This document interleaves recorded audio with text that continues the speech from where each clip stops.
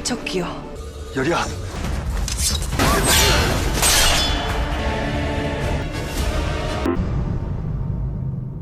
Iori tidak bisa menemukan jejak Kang Chol di rumah itu. Sementara itu Yun Gap mengajak Iori untuk berangkat bersama ke istana. Yun Gap dengan sopan meminta pamit, dan ibunya sangat bahagia karena putra kesayangannya itu telah kembali. Iori masih tidak percaya bahwa pria yang ada di sampingnya adalah Yun Gap. Itu seperti yang pernah dia idam-idamkan. Dan Yun Gap berterima kasih, karena Iori telah menjaga ibunya dan juga tubuh Yun Gap itu. Iori pun bertanya bagaimana roh itu bisa melepaskannya dan Yun Gap tidak tahu itu karena semua tampak samar. Tapi satu hal yang pasti bahwa Yun Gap telah kembali. Yun Gap meminta maaf kepada Iori karena telah menipunya, dan dia juga membuat Iori dalam bahaya, karena berhadapan dengan roh 8 kaki. Saat mendengar permintaan maaf itu, Iori meneteskan air mata, karena Iori berjuang menyelamatkan Yun Gap demi mendengar kata-kata itu keluar dari mulutnya.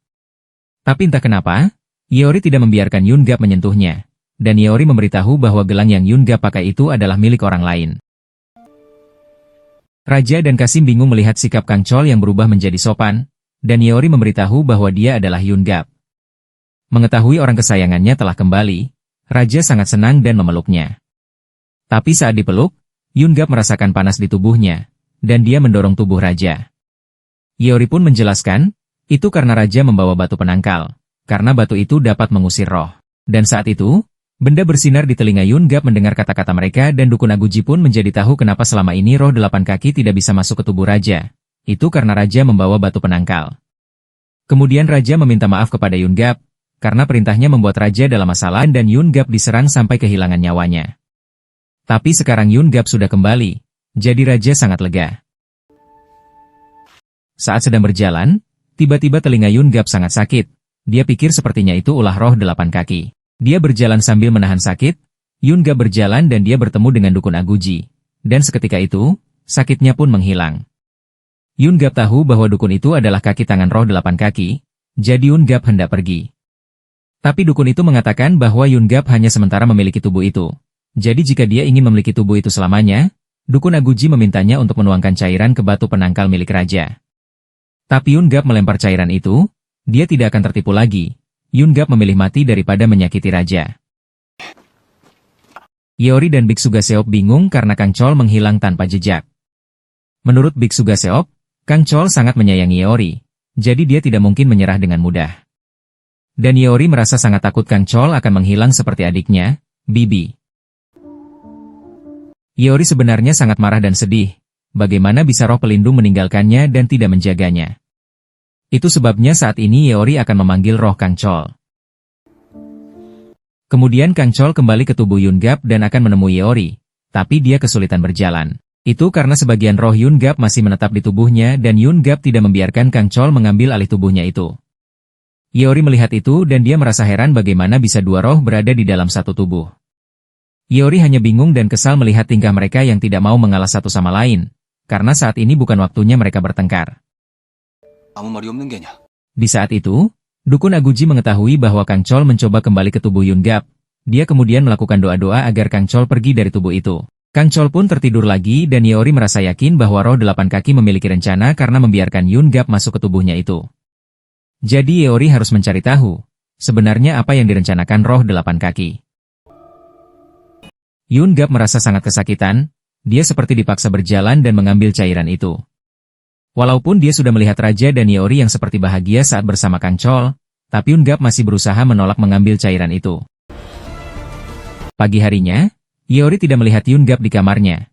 Tiba-tiba Iori melihat penglihatan bahwa Yun Gap mengincar batu penangkal milik Raja. Iori pun berlari menuju ke istana. Saat di istana, Raja merasa sulit untuk menulis. Jadi dia meletakkan batu penangkal yang ada di lengannya dan meletakkannya di meja. Dengan begitu dia bisa leluasa menulis di atas kertas. Yun Gap melihat itu dan dia berencana menyiram batu itu memakai cairan yang dia bawa. Tapi jiwa Kang Chol menahannya, dan dia menjatuhkan tubuh Yun Gap dan benda aneh itu pun keluar dari telinganya. Ternyata Kang Chol kembali ke tubuh Yun Gap, sementara Yun Gap keluar dari tubuhnya. Melihat Kang Chol yang sudah kembali, Yun Gap lari keluar dari istana. Iori melihat mereka yang berlari dan mengejar mereka. Iori ingin berbicara dengan Yun Gap, tapi Yun Gap meminta Iori untuk tidak mendekatinya. Karena Yun-gap termakan oleh kata-kata manis dari dukun Aguji dan hampir tertipu bahwa dia akan mendapatkan tubuhnya untuk selamanya. Yun-gap merasa dirinya monster seperti roh 8 kaki karena berusaha mencelakai raja. Tapi Kang Chol merasa Yun-gap lah yang membuangan cairan itu sendiri. Tapi tetap saja Yun-gap hampir mencelakai raja, dan dia hampir seperti monster roh 8 kaki. Jadi sebelum itu terjadi, Yun-gap meminta Yeori untuk mengirimnya ke akhirat. Mereka kembali ke rumah, dan ibunya sadar bahwa dia bukanlah putranya. Ibunya memohon kepada Kang Chol agar mengembalikan putranya itu. Di saat itu Yun-gap hanya bisa menangis melihat ibunya yang menangis. Biksu Gaseop dan Yeori melakukan ritual untuk mengirim Yun-gap ke akhirat. Melalui ritual itu, mereka memandikan roh Yun-gap, agar rohnya menjadi bersih dari semua karma masa lalunya. Mereka berharap, Yun-gap akan mendapatkan kebersihan abadi dan menyeberangi sungai menuju surga dan bisa pergi dengan tenang. Yeori melihat arwah Yun-gap, dia meminta maaf kepada Yun-gap, tapi Yun-gap merasa kematiannya bukan salah Yeori. Meskipun sedih, Yun-gap tidak menyesali kematiannya itu. Ibunya melihat Yeori yang seperti melihat putranya itu, ibunya hanya bisa menangis karena putranya akan pergi meninggalkannya. Yun-gap merasa sangat bahagia karena ibunya sudah memberinya kehidupan sebagai putra ibunya. Sementara raja menangis membaca surat terakhir dari Yun-gap. Dia membakar surat itu dan mendoakan agar Yun-gap bisa pergi dengan tenang. Sebelum pergi, Kang Chol bertemu dengan Yun-gap. Dia heran kenapa Yun-gap tidak mengatakan bahwa dia juga menyukai Yeori. Yun-gap merasa hati Yeori milik orang lain, jadi dia tidak mau bersikap egois. Yun-gap hanya meminta Kang Chol untuk menjaga ibunya dan juga Yeori, dan Kang Chol akan melakukan itu untuk Yun-gap. Setelah dukun Aguji gagal dengan Yun-gap, dia kemudian menyuruh pejabat itu untuk menuangkan cairan ke batu penangkal milik raja. Tapi dia merasa takut, mendengar itu dukun Aguji pun akan mencari pejabat lain untuk menjadi calon Perdana Menteri. Dan mau tidak mau, akhirnya pejabat itu pun mau bekerja sama dengan dukun Aguji. Saat mau pulang, dukun Aguji melihat pengawal dan sepertinya dukun itu menyukainya. Yeori dan Kang Chol memutuskan untuk pergi dari rumah Yun-gap, karena ibunya sudah tahu bahwa Kang Chol bukanlah Yun-gap, putranya. Jadi jika mereka masih tinggal dengan ibunya, itu akan sangat kejam karena ibunya akan terus teringat dengan putranya itu. Mereka akhirnya menemukan penginapan untuk beristirahat, tapi di penginapan itu hanya sisa satu kamar, karena kamar lain sudah disewa oleh tamu yang lain. Karena sudah larut malam, Yeori pun menerima satu kamar itu dan mereka berdua akan tidur di kamar yang sama. Di dalam kamar, Kang Chol duduk di pojok seperti menjauhi Yeori. Kemudian Yeori mendekatinya dan menyuruh Kang Chol untuk beristirahat dan Kang Chol malah menarik tangan Yeori. Dia bertanya apa Yeori mau pergi dengannya, jika Kang Chol mengajaknya melarikan diri. Karena Kang Chol adalah roh pelindungnya, jadi dia akan selalu melindungi Yeori. Saat ini dia masih belum menemukan cara untuk keluar dari tubuh Yun-gap, jadi dia akan menunda rencananya untuk naik ke langit dan hidup sebagai manusia biasa.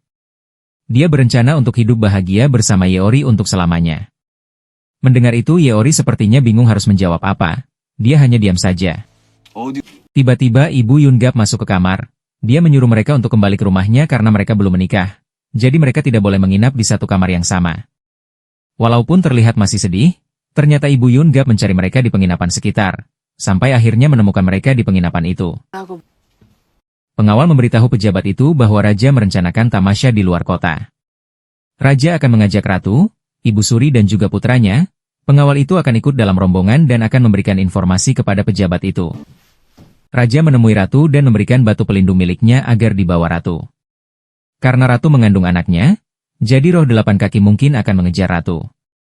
Raja pikir ratu akan aman jika membawa batu pelindung itu, dan ratu pun menerimanya karena itu adalah keinginan raja. Inseon mendatangi Kang Chol dengan membawa tanaman akar caragana yang sudah berbunga. Kang Chol mengambil satu bunganya dan mengucapkan terima kasih kepada Inseon. Seolah-olah ini direncanakan, bunga-bunga bermekaran tepat 100 tahun setelah kelahiran roh 8 kaki. Yeori tahu untuk membantu roh 8 kaki naik, mereka harus menghabiskan kekuatan mutiara bersinar. Kang Chol pikir, Yeori akan bertindak gegabah untuk menjauhkan Kang Chol dari bahaya. Jadi Kang Chol meminum bunga akar caragana itu hanya untuk berjaga-jaga jika Yeori membahayakan dirinya. Akhirnya mereka mengadakan upacara ritual agar roh 8 kaki bisa pergi ke akhirat. Ritual itu dipimpin oleh Biksu Gaseop dan Yeori melakukan tarian agar roh 8 datang ke ritual itu. Tapi tiba-tiba tariannya terhenti karena roh 8 kaki ternyata sudah ada di sana. Ada api yang membakar selendang Yeori, mereka pikir sepertinya ada yang salah. Dan ternyata roh 8 kaki masuk ke tubuh pengawal yang didekati oleh dukun Aguji. Kang Chol berusaha untuk menghentikan dia, tapi kekuatan roh 8 kaki sangat kuat dan membuat Kang Chol terlempar. Di antara anggota kerajaan, roh 8 kaki memilih menyerang ratu yang saat ini sedang mengandung anak raja.